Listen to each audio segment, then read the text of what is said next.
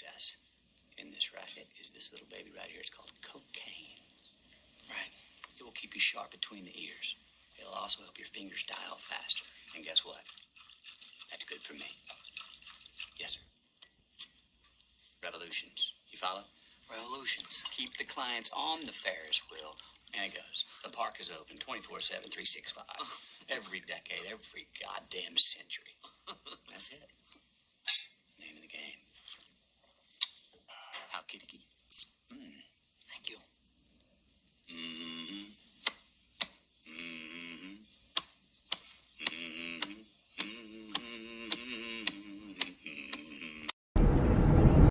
If you're familiar with the film The Wolf of Wall Street, well, then you're in for a treat.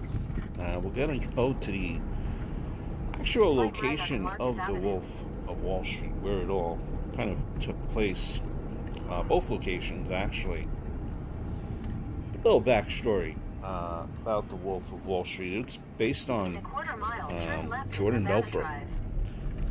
Jordan grew up in New York, in Queens, actually. At an early age, he was selling, hustling, trying to make a living. He worked with a friend back then to sell Italian ice water desserts, and it was made out of like inexpensive styrofoam coolers at a beach near his home. In the summer months between high school and college, him and his partner earned $20,000. $20,000. Not bad for a little Italian ice business right there, right? He did go to school. Actually, smart by every indication. Studied biology. Plans to enroll in dental school with the money that he saved from, his earlier venture. But when the dean of the university of the dentistry school told students on the first day that dentistry was not a path to financial success, well, Jordan said, "I'm out." So one of Jordan's earliest ventures after his short stint in dental school, door-to-door salesman. He thought it was successful, and that he was able to grow the business to a point where he had a team of several workers capable of moving more than 2 tons of product. In this case, it was meat and seafood. By age 25, the business failed. Jordan failed for bankruptcy. It's only then that he became interested in stockbroking, a position he entered with the help of a family friend. By the late 80s, when he was approaching 30, he founded the financial firm Stratton, Oakmont. You're looking at where Stratton, Oakmont was based out of, 1979 Marcus Avenue. So Stratton, Oakmont, which was right here in this building, over-the-counter brokerage house. He did very well, all indications, over the next couple of years. And it was linked to IPOs of nearly 3 dozen different companies. IPOs, initial public offerings. It was in his position as founder of Stratton Oakmont that Belfort committed the illegal activities which would ultimately send him to prison. Stratton Oakmont participated in a number of different frauds, including pump and dump schemes to kind of artificially inflate the price of penny stocks. The firm was a type of boiler room with a team that pressured investors to place their money into highly speculative securities. Now, at its peak, the firm said to have employed about 1,000 stockbrokers. That's a lot, overseeing investments of more than $1 billion. Now, watching this movie, The Wolf of Wall Street, and the way people acted, you know, being from that type of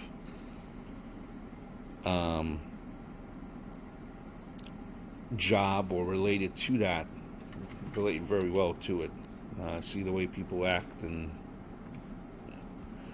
but throughout the history of Stratton, Oakmont, Do you see a McDonald's? NASD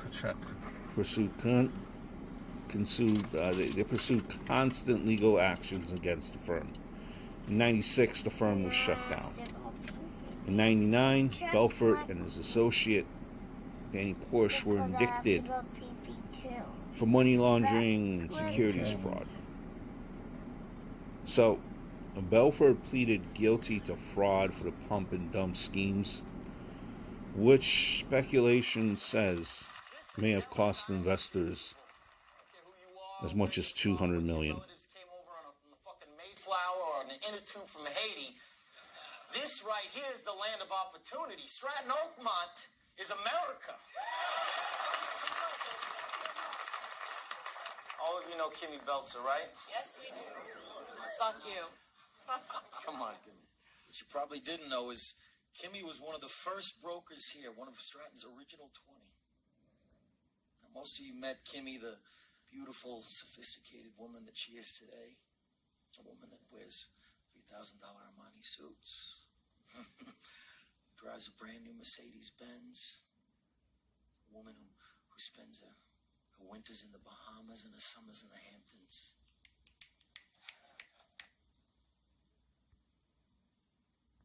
That's not the Kimmy that I met.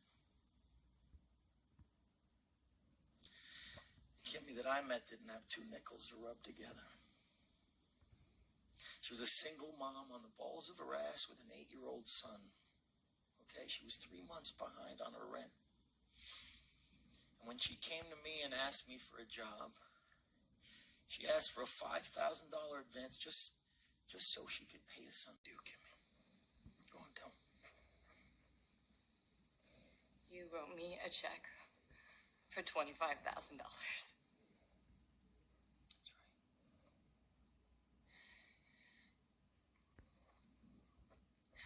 And you know why that is?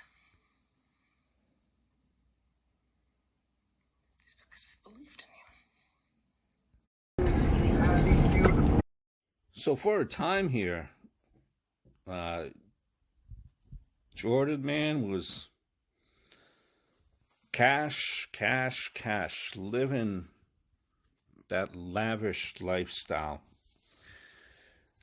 As we're on the way, actually I believe it's in Old Brookville, to his former location of his house, one of his former homes. You're going to see the inside pictures of it when it was listed on the market a couple of years ago. But Jordan lived that high life, spent lavishly buying a mansion, sports cars, other expensive toys. And during that time, unfortunately, when you have a lot of money, you develop a drug habit. Quaaludes was the drug of choice. And it was said that Jordan was involved in several accidents because of drug use, including, now I don't know how true this story is,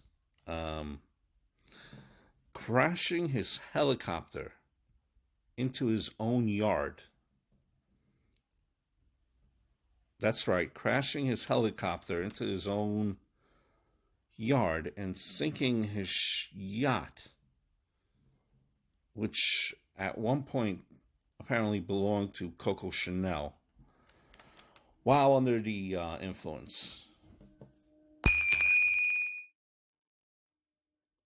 Apparently they say that he encouraged reckless behavior in his employees. Again, all allegedly. Substance abuse, sex and horseplay seemed to be the norm at Stratton Oakmont's Long Island, New York offices. Imagine those Christmas parties, right? Apparently, an assistant, goes the story, was once paid $5,000 to allow some of the company's traders to shave her head. The employees were also allegedly urged to live by the motto, don't hang up until the customer buys or dies. These were hard sell tactics, which, might have paid off in the short term. Belfort once told the New York Post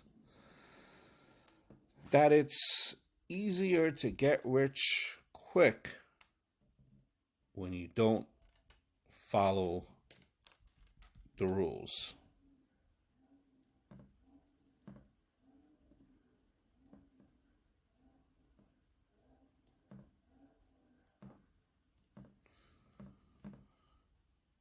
So, the inspiration, by the way, for the book, and we're flipping over, this is the outside of one of the former homes of Jordan Belfort. So, Jordan apparently, too, was became good friends with one of the members of Cheech and Chong. I forget who it was. And, Jordan was telling him these stories. And he was like, that you should write a book. And, after being released from jail and he needed money, he, decided to write a book. And he wrote 2 books, actually. The Wolf of Wall Street and The Way of the Wolf. And the former was obviously turned into a film that was a great success. So,